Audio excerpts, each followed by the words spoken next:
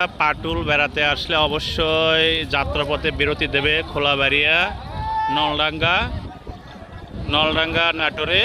এই জায়গাটা অনেক সুন্দর। এখান থেকে পাটুলের এই বিলের দৃশ্যটা খুব সুন্দরভাবে উপভোগ করা যায়। সব বয়সী মানুষ এখানে ঘুরতে আসে, কেউ নেমেও পড়ে এই বিলে। গোসল করতেও বেশ মজা পায়, যেহেতু এখন গরমের সময়। বর্ষার সময় বললেও প্রচণ্ড গরম পড়ে গেছে এখন অলরেডি। সব বয়সী মানুষ এখানে আসে, যেহেতু মুক্তিযুদ্ধ স্তম্ভ নলডাঙ্গার। অনেক সুন্দর একটা জায়গা, দেখেন অনেক সুন্দর দোকানপাট বসেছে চারদিকে। ছোট বাচ্চাদের থেকে শুরু করে সব বয়সীর মানুষের খেলনা থেকে শুরু করে সব কিছুই পাওয়া যায় এখানে কম দামে এবং সুলভ মূল্যে। আমার ছেলে ইতিমধ্যে একটা পুতুল নিয়েছে, আমরাও নিয়েছি একটা সূরা সম্বলিত আর একটা আয়না নিয়েছি। আমার ছেলের পুতুল কেমন লাগছে অবশ্যই কমেন্টে জানাবেন। আর এখান থেকে যে বিলের যে দৃশ্যটা অবশ্যই অসম্ভব সুন্দর।